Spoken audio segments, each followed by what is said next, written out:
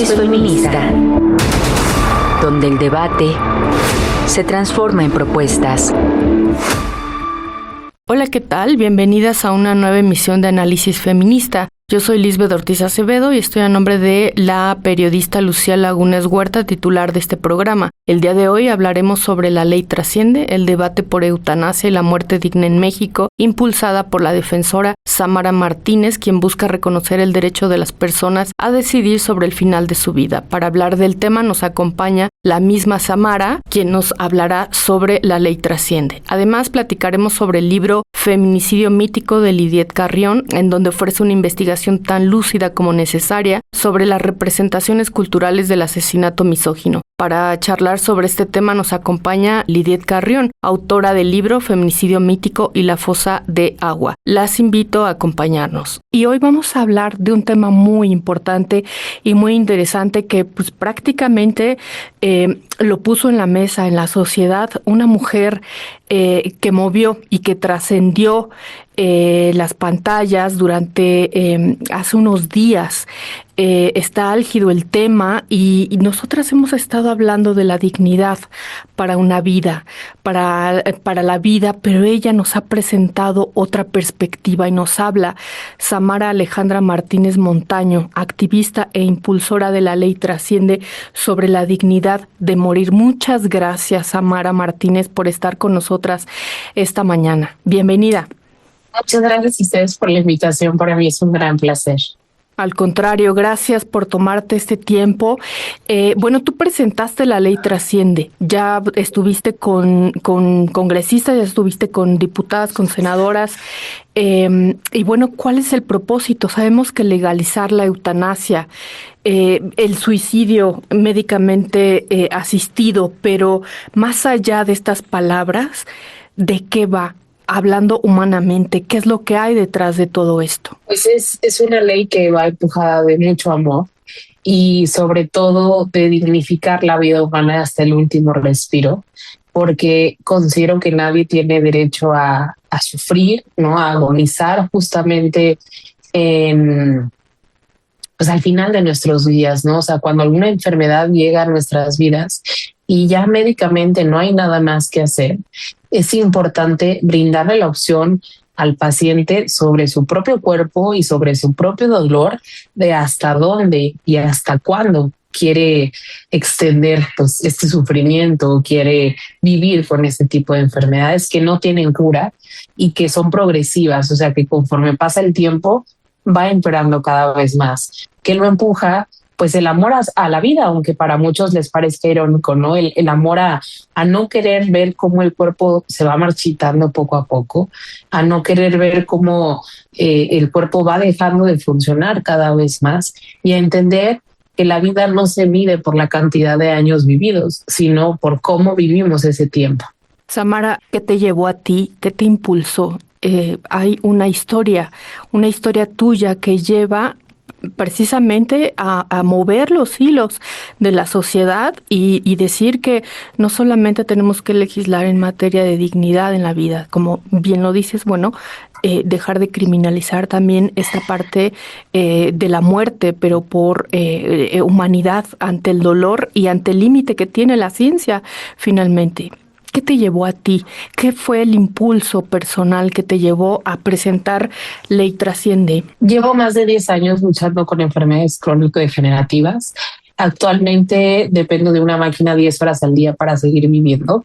Esto porque pues, mi cuerpo ya no es autónomo, mis riñones ya no funcionan. He perdido 4 órganos, 2 trasplantes de riñón y tengo pues enfermedades que hacen que conforme avance el tiempo, poco a poco mi cuerpo vaya pues dejando de funcionar.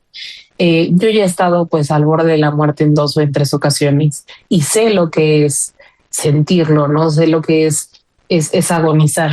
Y en esta cuestión yo ya me encuentro en una etapa terminal de la enfermedad, es decir, o sea, para mí, pues digo, al igual que a todos, ¿verdad? La muerte es inevitable, solamente que estando en una situación así, te vuelves pues mucho más consciente. Y en esto, pues no quiero que nadie pase por algo como lo que muchas personas hemos tenido que vivir todos los días o vivimos todos los días. Y no es una ley que promueve la muerte, es una ley que promueve el vivir plenamente y con dignidad hasta el último respiro. Entonces, pues después de una lucha incansable, lo puedo decir tal cual, viene ahora el aceptar que la muerte es amiga, es hermana, y ante esto, pues no hay que luchar contra ella, porque al final de cuentas ella nos va a terminar ganando. Es simplemente aceptar y trabajar para que llegue de la mejor manera. Claro, lo único cierto en esta vida que tenemos es que va a llegar. No lo sabemos cuándo.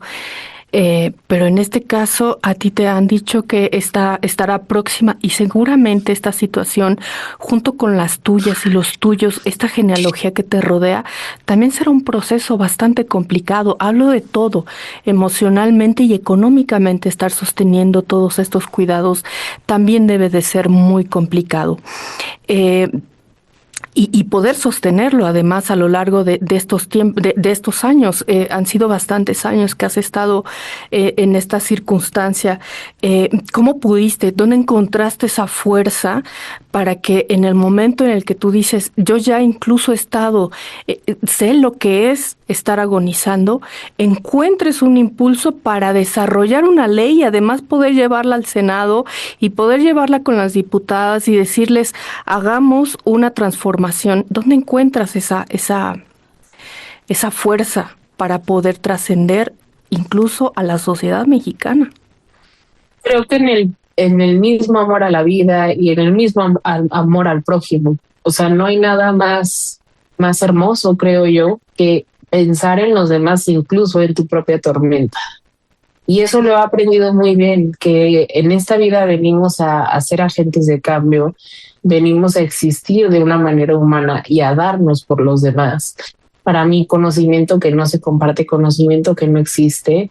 Y entonces, en esta propia necesidad de trascendencia y de marcar historia y de dejar un legado, pues es que así, aunque me cueste 100 veces más, trato de hacer esto no por mí nada más, sino por todas las personas que no tuvieron la oportunidad, pero también por todas las personas que quizá en el futuro lamentablemente se encuentren en una situación así y que tengan el derecho de decir, ay, bueno, alguna vez hubo alguien que luchó por tener esto y qué bueno que ahora yo puedo acceder a esto.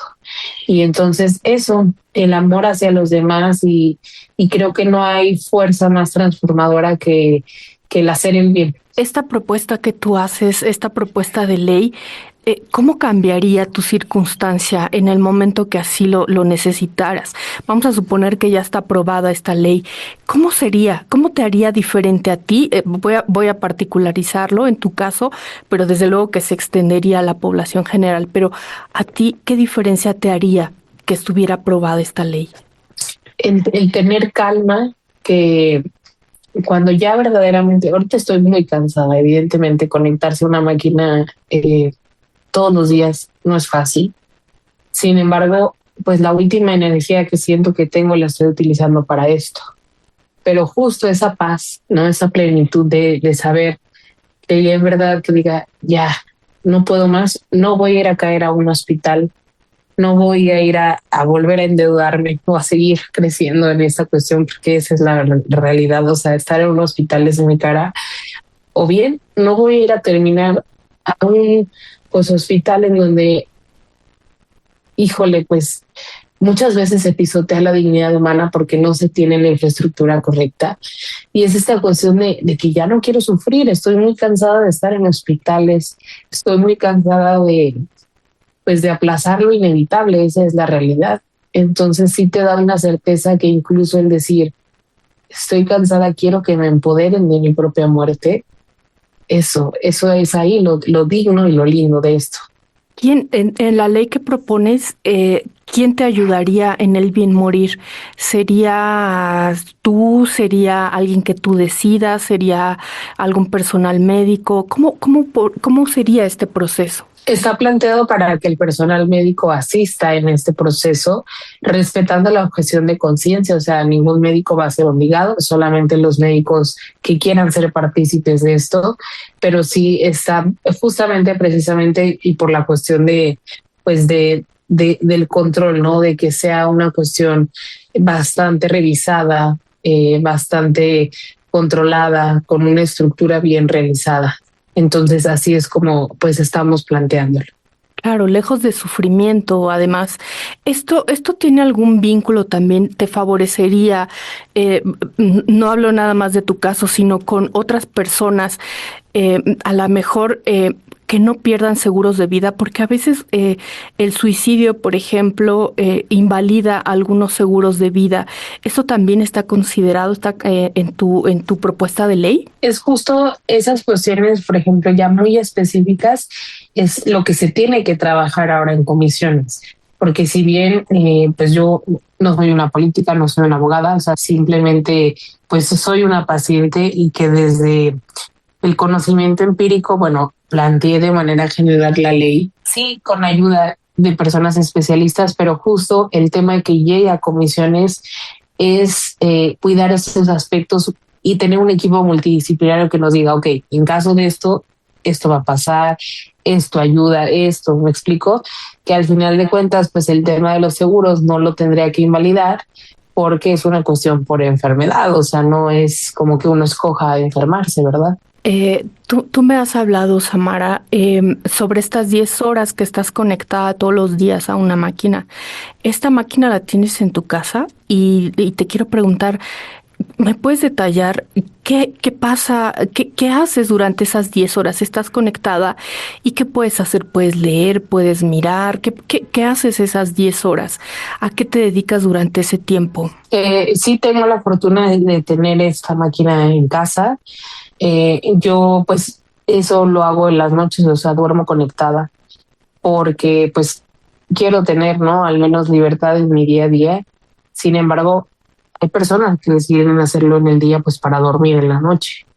Yo realmente es tanto el cansancio que pues sí, duermo las 10 horas básicamente, porque tengo un día activo, o sea, trabajo, trato de mantener todavía esta cuestión activa.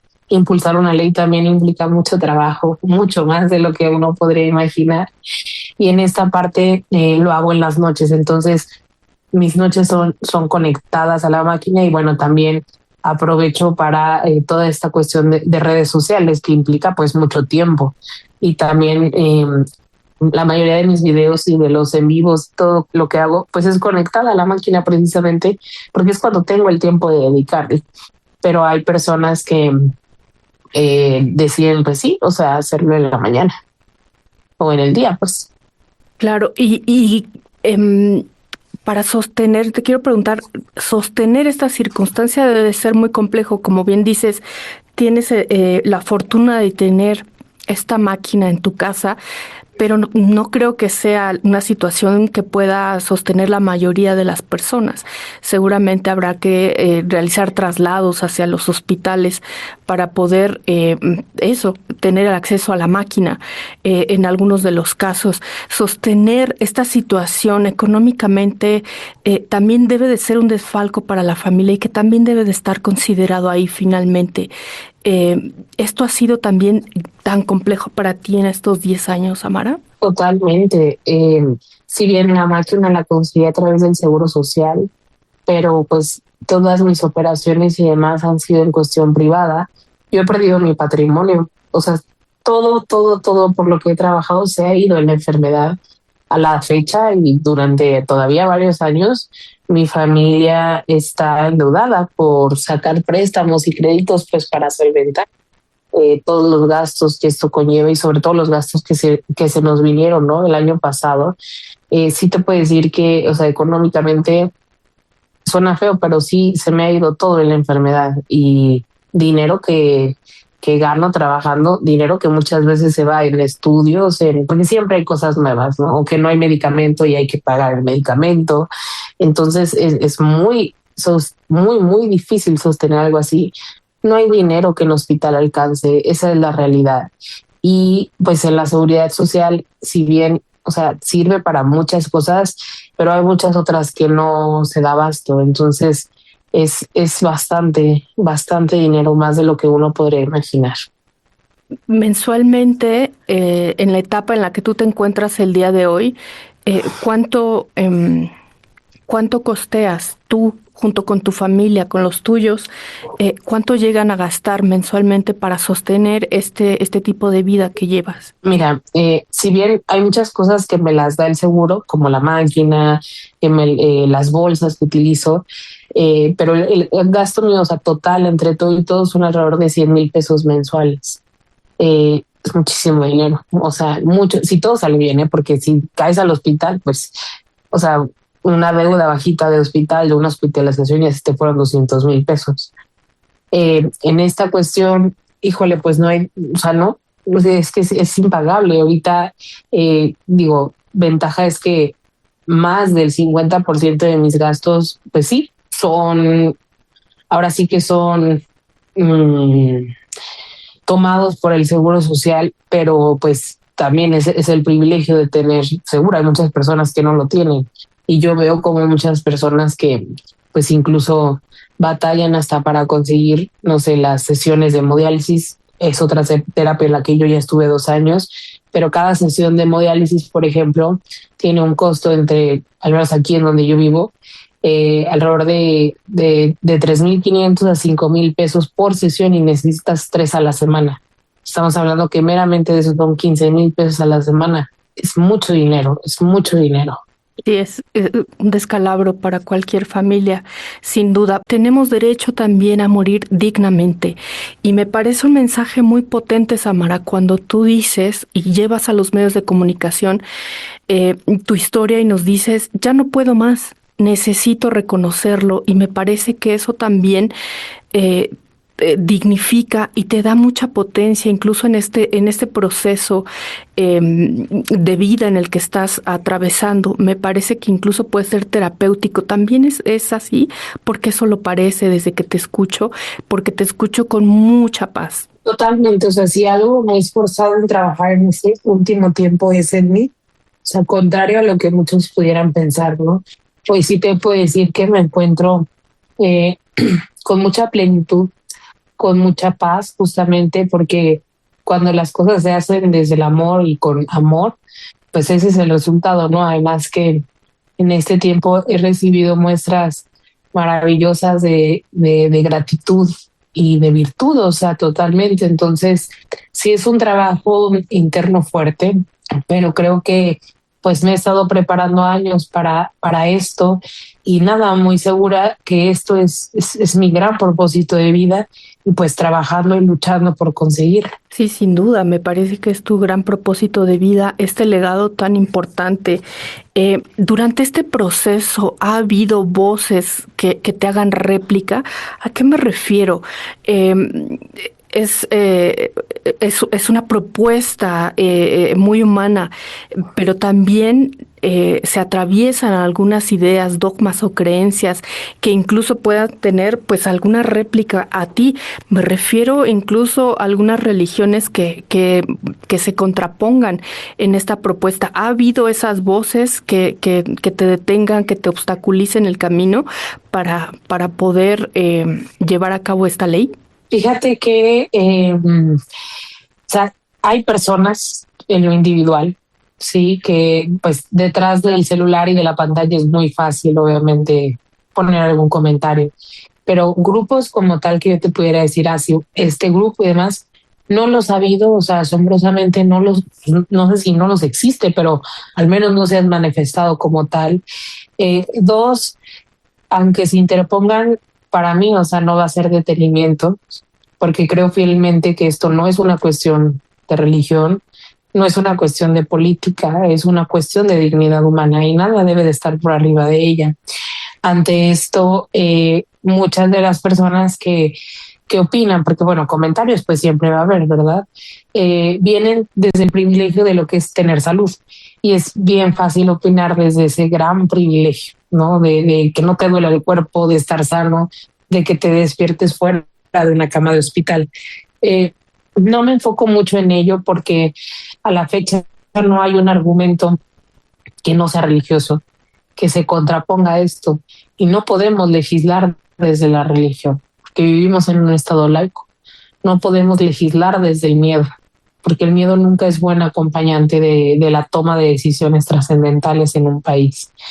Y en esto, nada, o sea, ha sido como de, los invito a conocer mi historia a profundidad y a escucharme. Y si después de escucharme siguen anteponiendo otras cosas, mi pregunta sería, pues, ¿en qué tipo de Dios crees como para no ser un Dios bondadoso y que permita el sufrimiento a toda costa?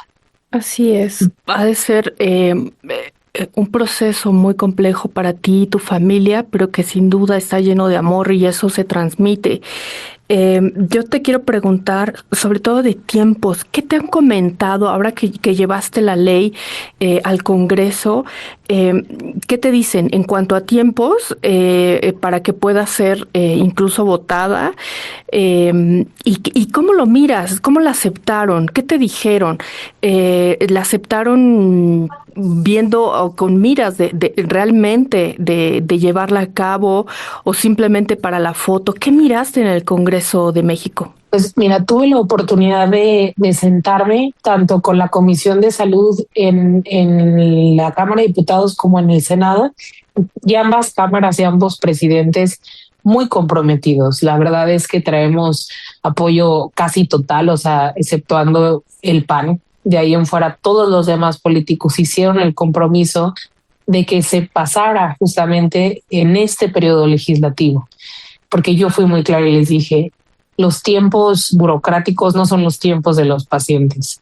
Mientras más tardemos, pues obviamente más pacientes sufren y más pacientes mueren en condiciones tristes. Ante esto, su compromiso fue que pasara en este periodo para posiblemente estar pues hablando de una votación en pleno, quizá a mediados del siguiente año. Sin embargo, bueno, se viene un trabajo de hacer mucha estructura de políticas públicas, de concientizar. Al final de cuentas, y yo siempre lo he dicho, yo no vengo a convencer a nadie, vengo a concientizar de una realidad que el que guste apoyarla, perfecto, y el que guste tomarla también. Es un derecho que no obliga a nadie, y sobre esto pues no se deben de frenar por otras cuestiones, deben de ser prioridad en la agenda política de nuestro país. ¿Estas comisiones van a seguir en contacto contigo? ¿Todavía van a seguir trabajando, puliendo algunas circunstancias? ¿Cuáles serían, por ejemplo? Sí, o sea, hay que hacer trabajo multidisciplinario, invitar a investigadores, especialistas en bioética, médicos, ¿no? O sea, toda esta cuestión de todos los que tienen que ver, incluso en cuestiones educativas, para que si bien, o sea, la ley está, pero pues hay que trabajarla, hay que matizarla, hay justamente que ver estas cuestiones, ¿no? Que no haya cuestión alguna por el que puedan darle un rechazo o puedan no dictaminarla. En esta cuestión se viene y hay que escuchar obviamente a otras voces, ¿no? A otras personas que están involucradas, pero ese es el trabajo que tienen que hacer las comisiones, pues. ¿Y cada cuánto te hablan? ¿Cada cuánto estás en un trabajo muy activo con las comisiones, con diputadas, con diputados? Estarás muy cercana a la redacción y a este trabajo multidisciplinario del que nos hablas. ¿Todos los días prácticamente trabajas en eso? Todos los días trabajo en temas de la ley, sí. O sea, el trabajo con medios. Ahorita tenemos mucho trabajo con foros en escuelas, por ejemplo, ¿no? O sea, involucrados en comités de bioética o especialistas en facultades de bioética, eso es primordial.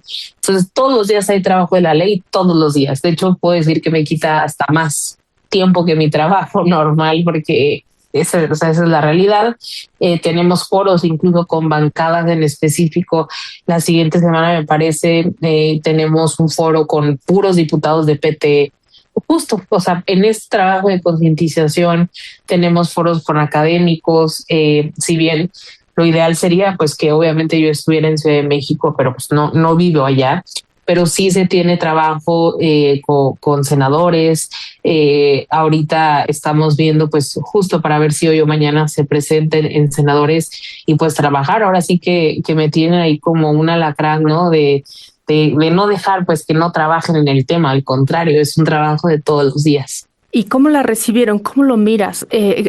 Si ves que la aceptaron con miras a eso, a que verdaderamente se impulse y incluso se apruebe en esta legislatura, ¿cómo la Sí, recibieron? la recibieron muy bien, firmada en pluralidad, o sea, está firmada y el compromiso está.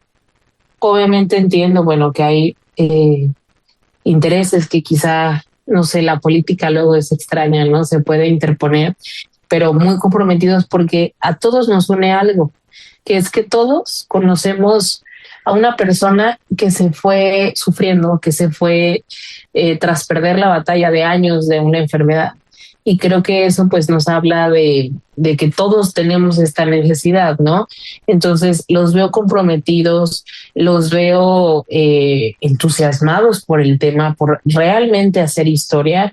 Y justo lo que les pedí es que no se pierda ese trabajo plural y que siempre se priorice la dignidad. Entonces, comprometidos están, yo espero que no sean promesas falsas y lo dijo el coordinador del legislativo Monreal, lo dijo, tiene nuestro apoyo y estamos con la esperanza de poder ahora sí que votarlo y demás en este periodo legislativo. Tu trabajo legislativo, bueno, pues va a dejar un legado fundamental. Me parece que ha sido muy bien recibida no solamente por parte del Congreso, me parece que incluso por parte de la sociedad nos ha movido y nos ha conmovido, porque a cualquiera nos puede ser útil, desde luego, porque no lo sabemos el día de mañana qué es lo que pueda sucedernos, qué pueda pasar, y que necesitamos esto, también una legislación amorosa y desde la humanidad para tener una muerte digna, y todos tendríamos y todas tendríamos este derecho.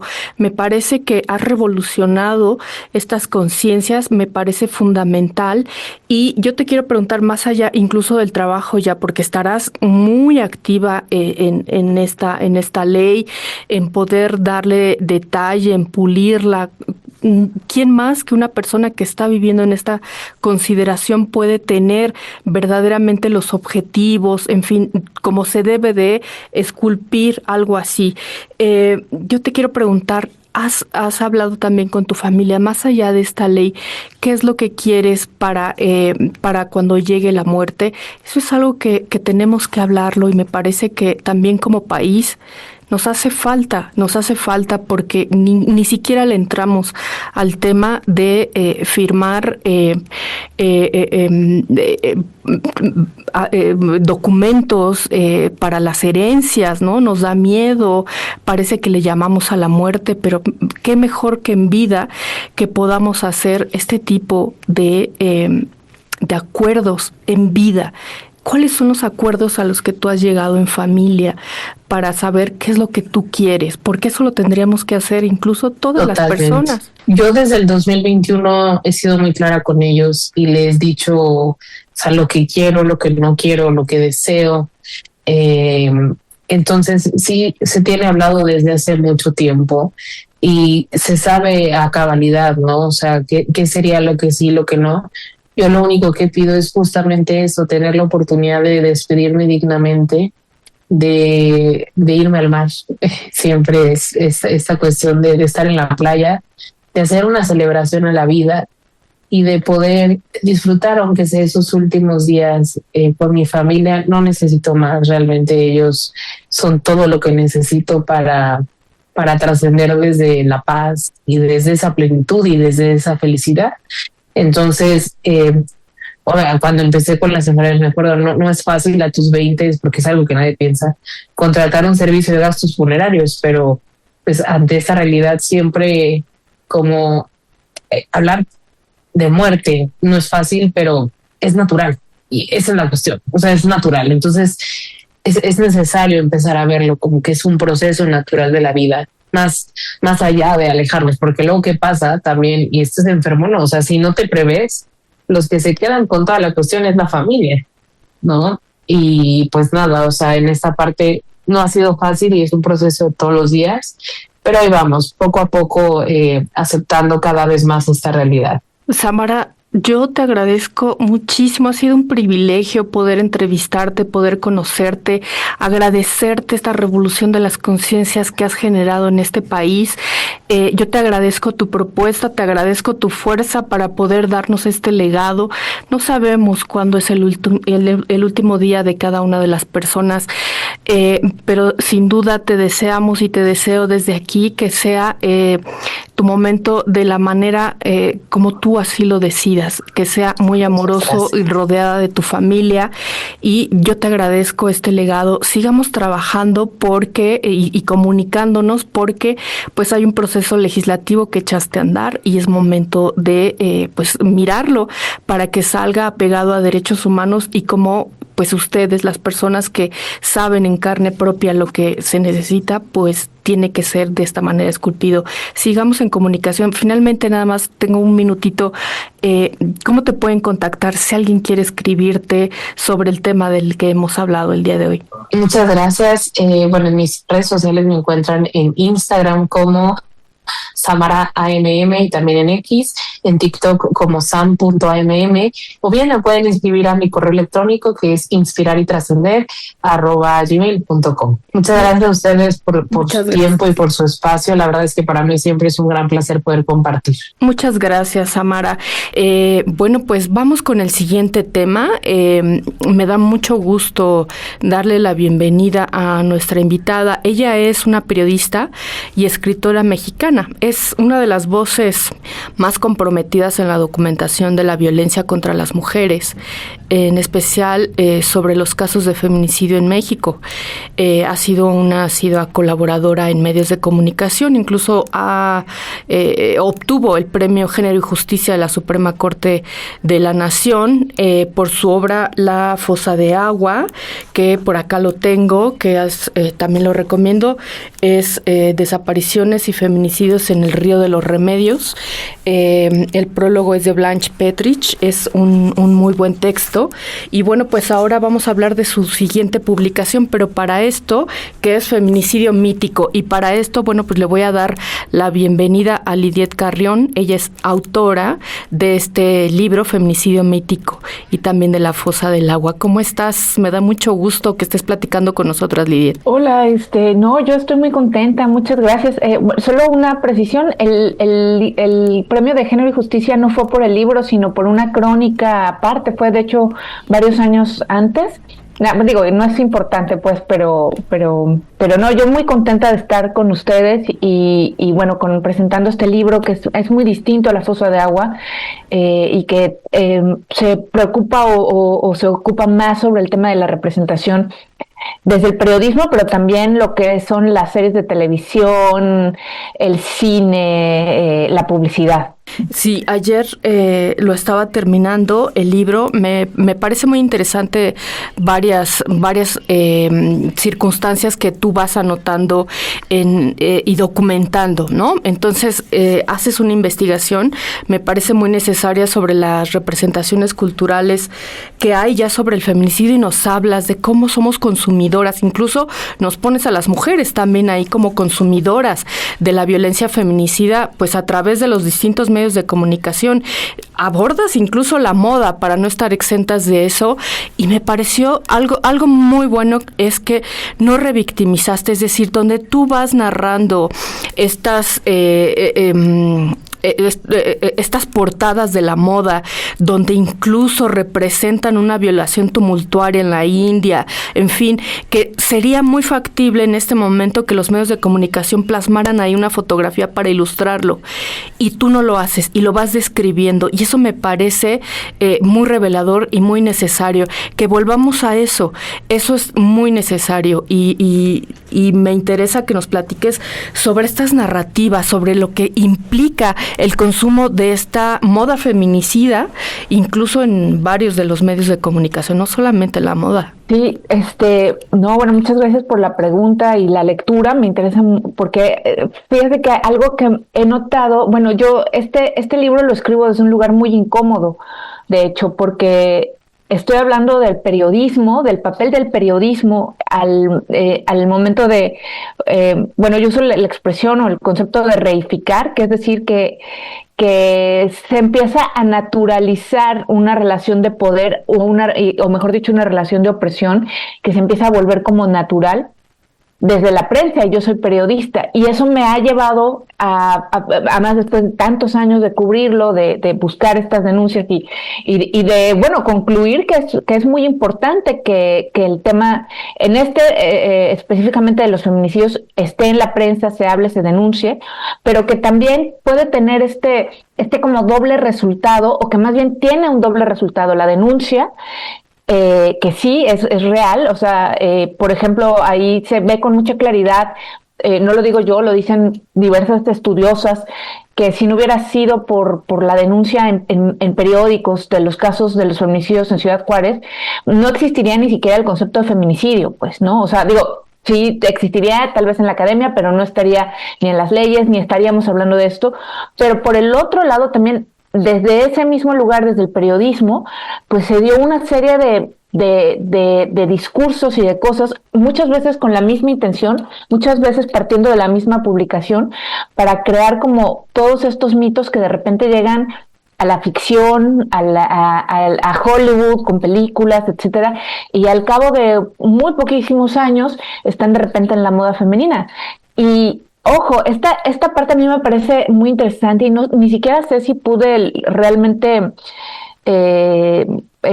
señalar cuán importante es, porque finalmente la moda y todos estos productos que tienen que ver, zapatos, ropa, maquillaje, etcétera, pues de alguna manera son productos que están muy estrechamente vinculados a los procesos de construcción de identidad, ¿no? A nivel social, pero están en nuestras psiques, ¿no? Entonces, no fui yo, fue una colega periodista que justo por esto, por los premios y por los libros, pues me invitaban mucho a dar como charlas y, bueno, talleres, sobre todo con periodistas, y traía yo ahí mis imágenes, yo ya había identificado esto de la publicidad, y fue una colega la que me dice, oye, pero además esto se lo venden a mujeres, y dije, claro, es que esto se lo venden y entonces la pregunta es, ¿por qué nos lo venden? Pero ¿por qué no lo cambiamos? ¿Por qué lo compramos, no?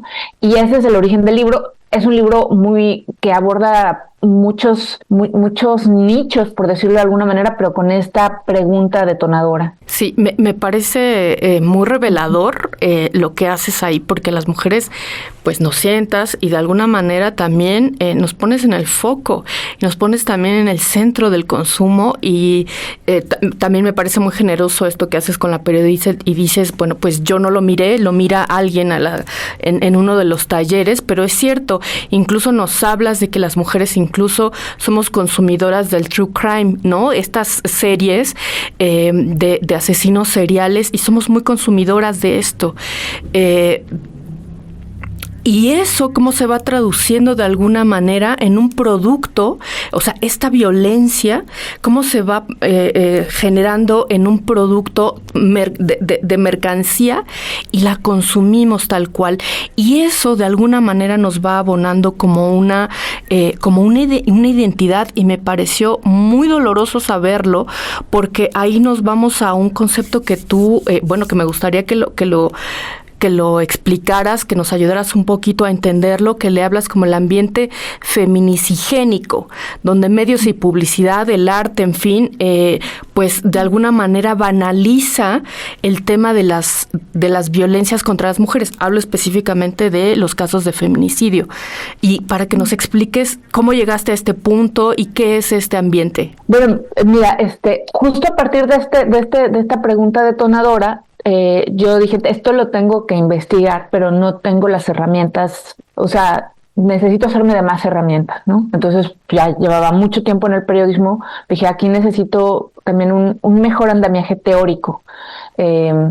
Entonces me puse una maestría, o sea, digamos, no quería que esto fuera una ocurrencia mía nada más, ¿no? Manuales, hay un montón de manuales, hay un montón de preceptos, pero seguimos desde el periodismo cometiendo los mismos errores, y de nuevo, a mí me interesaba como dije, aquí hay algo más que yo no estoy viendo, ¿no?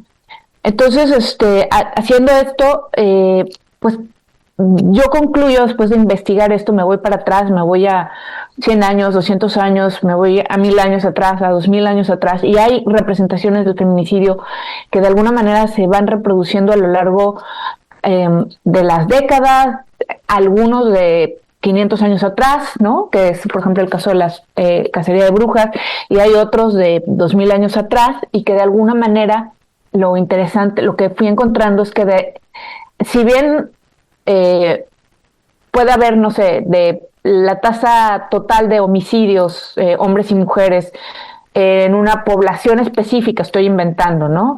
El 95% de los casos son hombres, el 5% de los casos son mujeres. La forma en que se representa o que se ha representado toda la vida es muy distinta en el caso de las mujeres. Y lo que encuentro es que esta representación y además esta, llamémosle sobrerepresentación también, es un marcador para el comportamiento de toda la sociedad. Mujeres específicamente, esta amenaza constante, ¿no? Que platica muy bien, que creo que casa muy bien con lo que dice Jules Falquet de una como guerra de baja intensidad, ¿no? No es que maten a más mujeres, pero siempre está la amenaza de que si te sales de ciertos cánones que no están escritos, eso es lo que va a ocurrir. Pero también marca los ideales de belleza, los ideales del amor, y que también marca una serie de valores acerca de nuestro actuar en vida, en sociedad, en privado. Y encontré de repente, ya una vez que empecé a ver esto, que realmente no te puedes escapar de los discursos donde están matando a mujeres, ¿no? Tú platicabas, ahorita mencionabas este tema de nosotras como consumidoras de True Crime. Ahí en el libro platico un poco que pues yo lo fui. Después de cubrir muchos años dejé de cubrir porque es distinta la forma en la que me pegan o me afectan estas cosas, o sea, pero trato de hacer un ejercicio ahí de qué era lo que me llamaba la atención, qué era lo que buscaba ahí. Y bueno, pues hay cosas que encuentro yo, hay cosas que han mencionado otras expertas. La poca o mucha investigación en general es escasa, ¿no? De por qué hay este fenómeno. Y lo que concluyo es que estamos en un ambiente que yo llamo feminisigénico, es decir, que los feminicidios, más allá de su tasa de prevalencia, que puede ser muy alta en algunos lugares, o muy baja, o sube o baja, etcétera, pero es un ambiente en el cual los productos culturales todo el tiempo lo están presentando, y es un poco como, o sea, como que tomo prestado del concepto de ambiente obesogénico, es decir, no te puedes abstraer de esto. Y bueno, eso está marcando nuestro actuar en el espacio público, y también es real que nuestro interés también tiene otros orígenes que por supuesto tienen que ver con esta amenaza que está presente a lo largo de las décadas y de los siglos, ¿no? Sí, me pareció ahí, yo mientras leía había una revolución dentro de mí, incluyendo también el consumo que realizo, porque a pesar de que lleve también tantos años en el periodismo feminista, pues me sigo todos los días cuestionando lo que me va nutriendo, sin duda, para dar un revés a esa circunstancia. Pero de alguna manera, cuando hablabas pues de Olivia Benson en La Ley y el Orden, pues ¿qué me llevaba a mirarla, no? Yo decía, bueno, pues quizá que alguna detective hiciera todo lo que hace en la serie de televisión realmente por resolver esos casos, quizá una idealización. Y eso me parece muy necesario cuando vas haciendo una lectura y puedas hacer una introspección y puedas hacer un análisis de lo que consumes y cómo lo llevas a la mercantilización. Esto es algo que hemos abordado también desde CIMAC, este consumo en la prensa, donde seguimos viendo una imagen en una portada, ¿no? La cosificación de una mujer en bikini, al lado un chiste misógino, arriba una imagen de algún choque, en fin, seguimos consumiendo esta circunstancia, y arriba una nota de un caso de feminicidio cada vez más banalizado, en fin, pero tiene un origen, y eso me parece muy necesario que vayamos a eso. Cuando tú tocas el tema de la Coyosautli, cuando tomas esta representación de esta diosa desmembrada, me parece muy necesario que volvamos a nuestros orígenes. Y me imagino, porque también incluso yo lo retomé en algunos puntos a la Coyosautli, es lo que significaría para nuestro entorno en este país, en esta sociedad del centro del país, lo que significaría ver a una diosa desmembrada que fue arrojada por su hermano Huitzilopochtli y que finalmente es uno de los primeros casos de feminicidio. Es decir, nuestro texto fundacional, uno de nuestros textos fundacionales es un caso de feminicidio finalmente, y eso me parece muy revelador, y creo que hay que analizar también estos textos fundacionales desde ahí, Lidiet. Sí, no, de acuerdo. El caso, fíjate, yo traté de hacerlos específicamente de Occidente porque es la cultura globalizada en la que estamos, pero obviamente había que contrapuntearlo, sobre todo por estas discusiones que se dan dentro de los feminismos, dentro de los diversos feminismos, porque pues no hay un solo feminismo, ¿no? Obviamente, sobre si el patriarcado es una cosa que viene desde el capitalismo, desde la fundación del capitalismo. Yo como mientras estaba estudiando y trabajando, investigando, me encontraba estas discusiones y encontré un libro muy interesante que hablaba, ahorita se me fue el nombre, está dentro de la bibliografía, pero es un texto que di con él por casualidad, pero que buscaba como los diversos mitos y hacía una especie de clasificación muy positivista, ¿no? De distintas culturas, y decía, bueno, hay patriarcados fuertes, duros, hay patriarcados suaves, hay patriarcados, hay sociedades muy igualitarias, pero eran muy poquitas, la verdad, ¿no? Entonces había, en los feminismos había esta discusión de, tal vez en lo que conocemos hoy como Mesoamérica o Abya-Yala, ¿no? ¿Qué tan distinto era o si no existía tal cosa? Y bueno, lo que yo me voy encontrando es que pues hay algunas sociedades más igualitarias, pero que también está presente esto, que si uno se va muy para atrás, tal vez en el Neolítico era diferente. Ahí es donde entro un poco a la ficción y empiezo a ficcionalizar. El caso de la Coyolxauhqui me interesaba porque me parece que a veces tratamos de darnos buenas noticias que no necesariamente son verdaderas, ¿no? Y que de alguna forma, o sea, ahí como que me gana mi lado periodístico, que es, yo sé que me va a llover, ¿no? Me van a decir que, no sé, me van a poner una etiqueta, pero creo que es necesario discutir esta parte, o sea, sin negar los procesos de colonización que por supuesto hasta la fecha seguimos padeciendo y que, digo, yo soy totalmente crítica de los procesos coloniales y me parece que hay que luchar activamente, pero hay que decir también que dentro de los pueblos originarios pues también hay procesos que podríamos llamar patriarcales o de una supremacía masculina. Y lo que me parece muy interesante del caso de la Coyolxauhqui es que marca también el cambio, y aquí esto es algo que encontré como que no era el objetivo de mi investigación, pero que me parece uno de los hallazgos que me gustaría ahondar después, es que, por ejemplo, el caso de la Coyolxauhqui, el feminicidio de la Coyolxauhqui, que es su hermana, pero también es otra cosa, y lo voy a dejar un poco para no spoilearlo, pero no solo es su hermana, es otro miembro de su familia que está como oculto también y está mistificado y cambiado de lugar. Como en el caso de la Biblia, los feminicidios también están vinculados a un llamado de guerra, ¿no? Ahí lo que cuentan, lo que es cómo cambia una sociedad seminómada, igualitaria, a una sociedad guerrera que decide hacer que su principal dios, ¿no?, que primero vence a la Coyolxauhqui, es el dios de la guerra.